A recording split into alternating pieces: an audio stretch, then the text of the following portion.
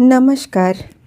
आइए सुनते हैं मुंशी प्रेमचंद द्वारा लिखित उपन्यास कर्मभूमि का भाग 13।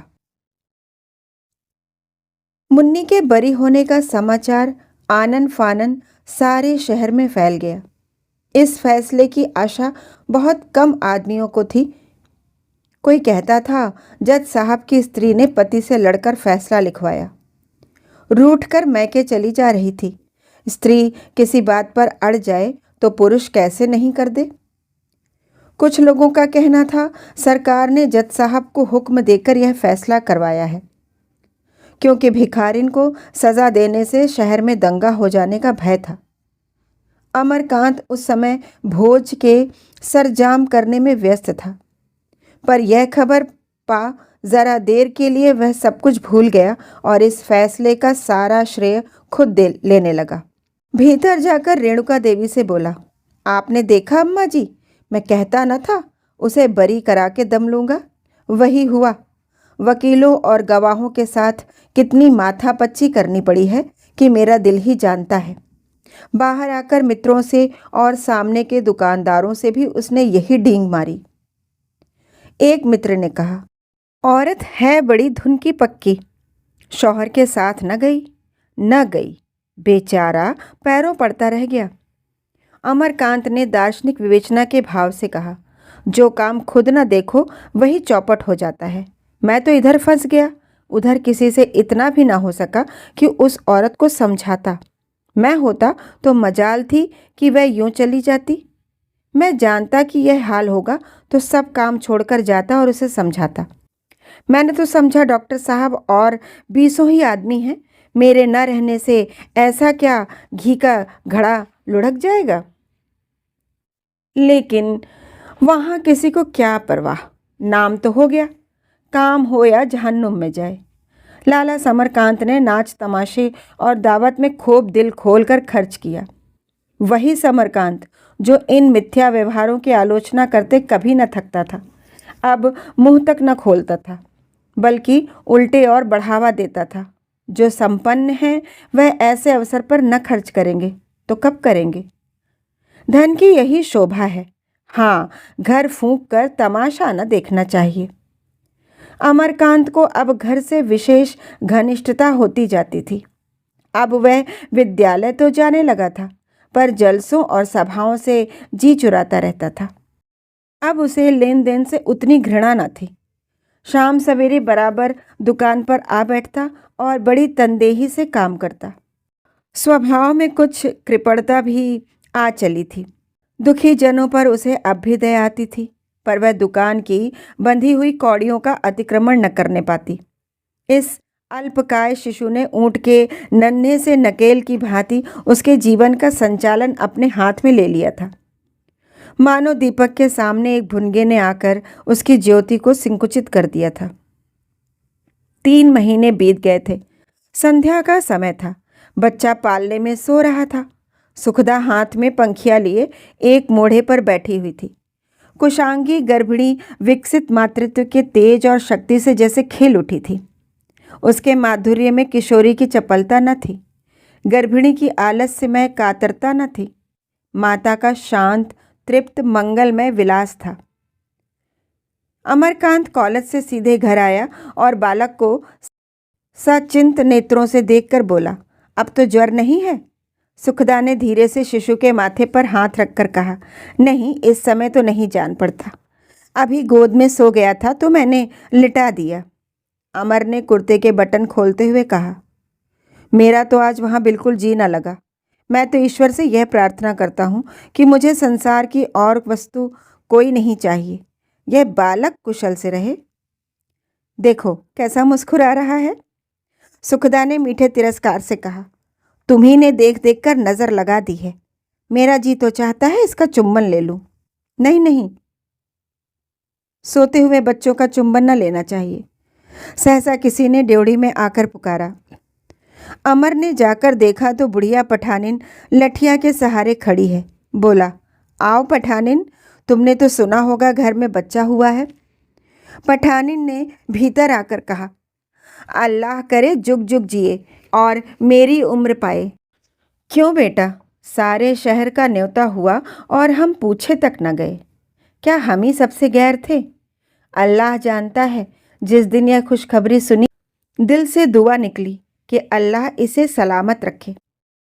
अमर ने लज्जित होकर कहा, हाँ, यह गलती मुझसे हुई पठानिन, माफ करो। आओ, बच्चे को देखो, आज इसे न जाने क्यों बुखार हो आया है। बुढ़िया दबे पांव आंगन से होती हुई सामने के बरामदे में पहुंची और बहू को दुआएं देती हुई बच्चे को देखकर बोली, कुछ नहीं बेटा, नज़र का फसाद है। मैं एक तावीज़ दिए देती हूँ, अल्लाह चाहेगा अभी हंसने खेलने लगेगा।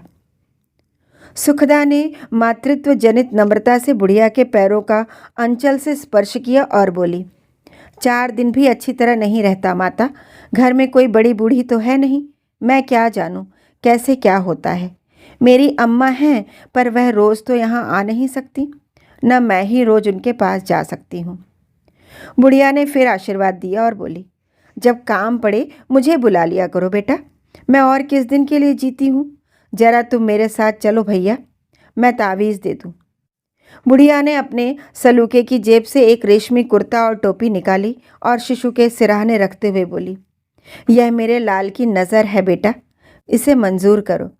मैं और किस लायक हूँ। सकीना कई दिन से सीकर रखे हुए थी, चला नहीं जाता बेटा, आज बड़ी हिम्मत करके आई हूँ।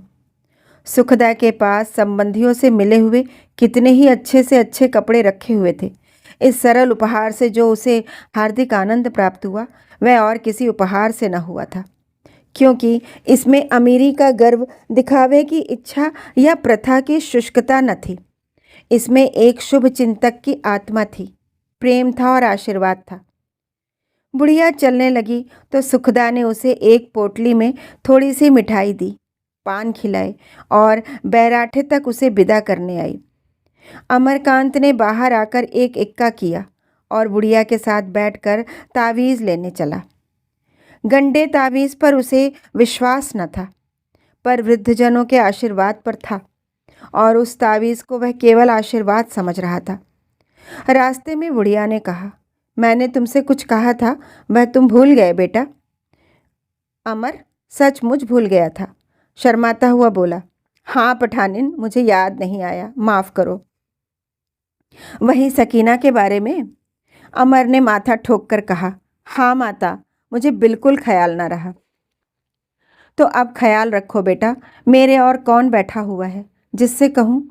इधर सकीना ने और कई रुमाल बनाए हैं, कई टोपियों के पल्ले भी काढ़े हैं, पर जब चीज़ बिकती नहीं तो दिल नहीं बढ़ता। मुझे वह सब चीज़ें दे दो, भिजवा दूंगा, तुम्हें तकलीफ़ न होगी। कोई तकलीफ़ नहीं, भला इसमें क्या तकलीफ़। अमरकांत को बुढ़िया घर में न ले गई। इधर उसकी दशा और भी हीन हो गई थी। रोटियों के भी लाले थे। घर की एक एक अंगुल ज़मीन पर उसकी दरिद्रता अंकित हो रही थी। उस घर में अमर को क्या ले जाती। बुढ़ापा ने संकोच होने पर भी कुछ पर्दा रखना ही चाहता है। यह उस इक्के ही पर छोड़कर अंदर गई और थोड़ी देर में तावीज़ और रुमालों की बक्ची लेकर आ पहुंची। तावीज़ उसके गले में बांध देना, फिर कल मुझसे हाल 2-4 दोस्तों से बातें करूंगा, शाम तक बन पड़ा तो आऊँगा, नहीं फिर किसी दिन आ जाऊँगा।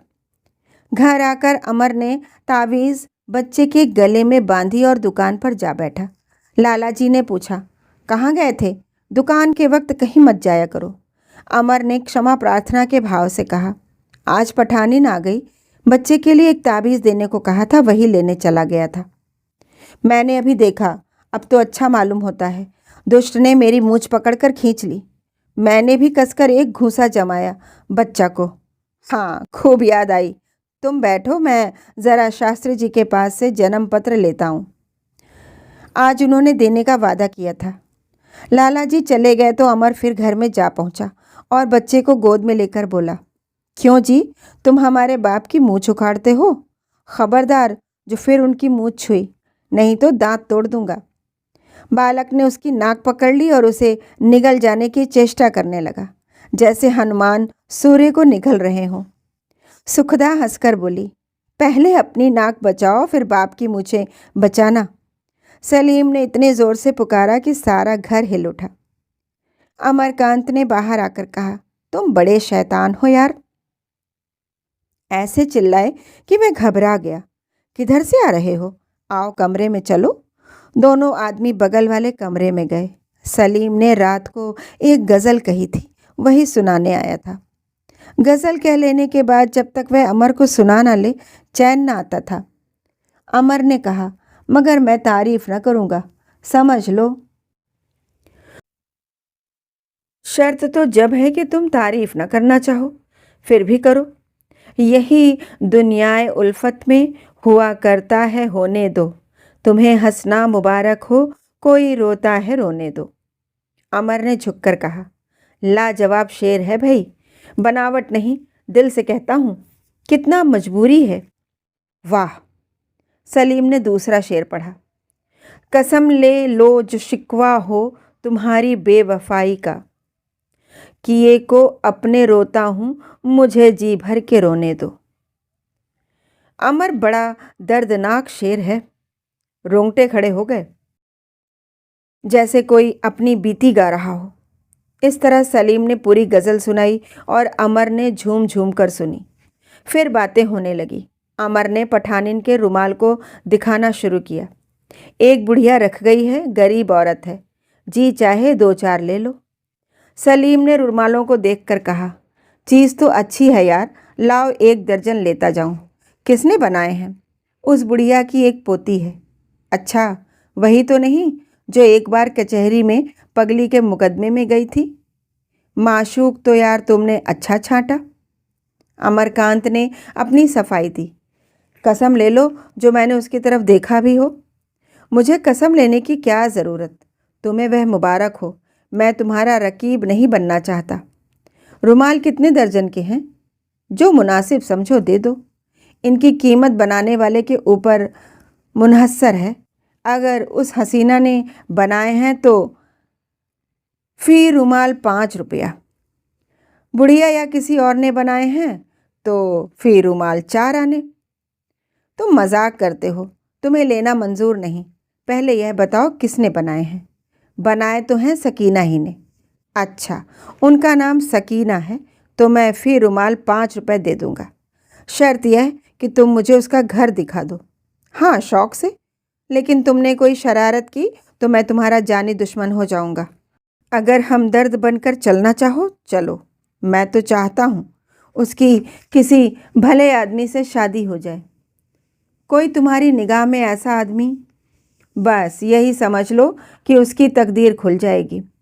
मैंने ऐसी हयादार और सलीकेमंद लड़की नहीं देखी। मर्द को लुभाने के लिए औरत में जितनी बातें हो सकती हैं वह सब उसमें मौजूद है। सलीम ने मुस्कुराकर कहा, मालूम होता है तुम खुद उस पर रीझ चुके। हुस्न में तो वह तुम्हारी बीबी के तलवों के बराबर भी नहीं। अमरकांत ने आलोचक के भाव से कहा, औरत में रूप ही सबसे प्यारी चीज़ नहीं है। मैं तुमसे सच कहता हूँ, अगर मेरी शादी न हुई होती और मज़हब की रुकावट न होती तो मैं उससे शादी करके अपने को भाग्यवान समझता। आखिर उसमें ऐसी क्या बात है जिस पर तुम इतने लट्टू हो? यह तो मैं खुद नहीं समझ रहा हूँ। शायद उसका भोलापन हो। तुम खुद क्यों नहीं कर लेते? मैं यह कह सकता हूँ कि उसके साथ तुम्हारी ज़िंदगी जन्नत बन जाएगी। सलीम ने संदिग्ध भाव से कहा, मैंने अपने दिल में जिस औरत का नक्शा खींच रखा है वह कुछ और ही है। शायद वैसी औरत मेरी ख्याली दुनिया के बाहर कहीं होगी भी नहीं। मेरी निगाह में कोई आदमी आएगा तो बताऊंगा। इस वक्त तो मैं ये रुमाल लिए लेता हूँ। 5 रुपए से कम क्या दूँ? सकीना कपड़े भी सी लेती होगी। मुझे उम्मीद है कि मेरे घर से उसे काफ़ी काम मिल जाएगा। तुम्हें भी एक दोस्ताना सलाह देता हूँ। मैं तुमसे बदगुमानी नहीं करता, लेकिन वहाँ बहुत आमदरोफ्त न रखना, नहीं बदनाम हो जाओगे। तुम चाहे कम बदनाम हो, उस गरीब की तो ज़िंदगी ही खराब हो जाएगी। ऐसे भले आदमियों की कमी भी नहीं है जो इस मामले को मजहबी रंग देकर तुम्हारे पीछे पड़ जाएंगे। उसकी मदद तो कोई ना करेगा, लेकिन तुम्हारे ऊपर उंगली उठाने वाले बहुतेरे निकल आएंगे। अमरकांत में उद्दंडता न थी, पर इस समय वह झल्लाकर बोला, मुझे ऐसे कमीने आदमियों की परवाह नहीं है। अपना दिल साफ रहे तो किसी बात का गम नहीं। सलीम ने ज़रा भी बुरा ना मानकर कहा, तुम ज़रूरत से ज़्यादा सीधे हो यार, खौफ है किसी आफत में न फंस जाओ। दूसरे दिन अमरकांत ने दुकान बढ़ाकर जेब में 5 रुपए रखे, पठानिन के घर पहुंचा और आवाज़ दी। वह सोच रहा था सकीना रुपए पाकर कितनी खुश होगी। अंदर से आवाज़ आई, कौन है? अमरकांत ने अपना नाम बतलाया। द्वार तुरंत खुल गए। अमरकांत ने अंदर कदम रखा पर देखा तो चारों तरफ अंधेरा। पूछा, आज दिया नहीं जलाया अम्मा? सकीना बोली, अम्मा तो एक जगह सिलाई का काम लेने गई हैं। अंधेरा क्यों है? चिराग में तेल नहीं है? सकीना धीरे से बोली, तेल तो है, फिर दिया क्यों नहीं जलाती? दिया सलाई नहीं है? दिया सलाई भी है तो फिर चिराग जलाओ। कल जो रुमाल मैं ले गया था वह 5 रुपए पर बिक गए हैं, रुपए ले लो, चटपट चिराग जलाओ। सकीना ने कोई जवाब न दिया। उसकी सिसकियों की आवाज़ सुनाई दी। अमर ने चौंक कर पूछा, क्या बात है सकीना, तुम रो क्यों रही हो? सकीना ने सिसकते हुए कहा, कुछ नहीं, आप जाइए, मैं अम्मा को रुपए दे दूंगी। अमर ने व्याकुलता से कहा, जब तक तुम बता न दोगी मैं न जाऊंगा। तेल ना हो मैं ला दूं, दिया सलाई ना हो मैं ला दूं, कल एक लैंप लेता आऊँगा। कुप्पी के सामने बैठकर काम करने से आंखें खराब हो जाती हैं। घर के आदमी से क्या पर्दा? मैं अगर तुम्हें गैर समझता तो इस तरह बार बार क्यों आता? सकीना सामने के साइबान में जाकर बोली, मेरे कपड़े गीले हैं। आपकी आवाज़ सुनकर मैंने चिराग बुझा दिया। तो गीले कपड़े क्यों पहन रखे हैं? कपड़े मैले हो गए थे, साबुन लगाकर रख दिए थे। अब और कुछ न पूछिए। कोई दूसरा होता तो मैं किवाड़ न खोलती। अमरकांत का कलेजा मसोस उठा। उफ, इतनी घोर दरिद्रता, पहनने को कपड़े तक नहीं। अब उसे ज्ञात हुआ कि कल पठानिन ने रेशमी कुर्ता और टोपी उपहार में दी थी। उसके लिए कितना त्याग किया था। 2 रुपए से कम क्या खर्च हुए होंगे? 2 रुपए में 2 पैजामे बन सकते थे। इन गरीब प्राणियों में कितनी उदारता है जिसे ये अपना धर्म समझते हैं। उसके लिए कितना कष्ट झेलने को तैयार रहते हैं। उसने सकीना से कांपते हुए स्वर में कहा, तुम चिराग जला लो, मैं अभी आता हूँ। गोवर्धन सराय से चौक तक वह हवा के वेग से गया, पर बाजार बंद हो चुका था। अब क्या करे? सकीना अभी तक गीले कपड़े पहने बैठी होगी। आज इन सबों ने इतनी जल्दी क्यों दुकान बंद कर दी? वह यहाँ से उसी वेग के साथ घर पहुँचा। सुखदा के पास 50 साड़ियाँ हैं, कई मामूली भी हैं। क्या वह उनमें से साड़ियाँ न दे देगी? मगर वह पूछेगी, क्या करोगे? तो क्या जवाब देगा? साफ साफ कहने से तो वह शायद संदेह करने लगे। नहीं, इस वक्त सफाई देने का अवसर न था। सकीना गीले कपड़े पहने उसकी प्रतीक्षा कर रही होगी। सुखदा नीचे थी। वह चुपके से ऊपर चला गया, गठरी खोली और उसमें से 4 साड़ियाँ निकालकर दबे पांव चल दिया। सुखदा ने पूछा, अब कहाँ जा रहे हो? भोजन क्यों नहीं कर लेते? अमर ने बरोठे से जवाब दिया, अभी आता हूँ। कुछ दूर जाने पर उसने सोचा, कल कहीं सुखदा ने अपनी गठरी खोली और साड़ियाँ न मिली तो बड़ी मुश्किल पड़ेगी, नौकरों के सिर जाएगी। क्या वह उस वक्त यह कहने का साहस रखता था कि वे साड़ियाँ मैंने एक गरीब औरत को दे दी है? नहीं, वह यह नहीं कह सकता। तो साड़ियाँ ले जाकर रख दे। मगर वहाँ सकीना गीले कपड़े पहने बैठी होगी। फिर ख्याल आया, सकीना इन साड़ियों को पाकर कितनी प्रसन्न होगी। इस ख्याल ने उसे उन्मत्त कर दिया। जल्द जल्द कदम बढ़ाता हुआ सकीना के घर जा पहुँचा। सकीना ने उसकी आवाज़ सुनते ही द्वार खोल दिया। चिराग जल रहा था। सकीना ने इतनी देर में आग जलाकर कपड़े सुखा लिए थे और कुर्ता पैजामा पहने ओढ़नी ओढ़े खड़ी थी। अमर ने साड़ियाँ खाट पर रख दी और बोला, बाजार में तो न मिली, घर जाना पड़ा। हमदर्दों से पर्दा न रखना चाहिए। सकीना ने साड़ियों को लेकर देखा और सकुचाती हुई बोली, बाबूजी, आप नाहक साड़ियाँ लाए। अम्मा देखेंगी तो जल उठेंगी। फिर शायद आपका यहाँ आना मुश्किल हो जाए। आपकी शराफत और हमदर्दी की जितनी तारीफ अम्मा करती थी उससे कहीं ज़्यादा पाया। आप यहाँ ज़्यादा आया भी ना करें। नहीं, खामखा लोगों को शुबहा होगा। मेरी वजह से आपके ऊपर कोई शुबहा करे, ये मैं नहीं चाहती। आवाज़ कितनी मीठी थी, भाव में कितनी नम्रता, कितना विश्वास, पर उसमें यह हर्ष न था जिसकी अमर ने कल्पना की थी। अगर बुढ़िया इस सरल स्नेह को संदेह की दृष्टि से देखे तो निश्चय ही उसका आना जाना बंद हो जाएगा। उसने अपने मन को टटोल कर देखा। उस प्रकार के संदेह का कोई कारण है? उसका मन स्वच्छ था, वहाँ किसी प्रकार की कुत्सिता भावना न थी। फिर भी सकीना से मिलना बंद हो जाने की संभावना उसके लिए असम्य थी। उसका शासित दलित पुरुषत्व यहाँ अपने प्राकृतिक रूप में प्रकट हो सकता था। सुखदा की प्रतिभा, प्रगल्भता और स्वतंत्रता जैसे उसके सिर पर सवार रहती थी। वह उसके सामने अपने को दबाए रखने पर मजबूर था। आत्मा में जो एक बार के विकार और व्यक्तिकरण की आकांक्षा होती है, वह अपूर्ण रहती थी। सुखदा उसे पराभूत कर देती थी, सकीना उसे गौरवान्वित करती थी।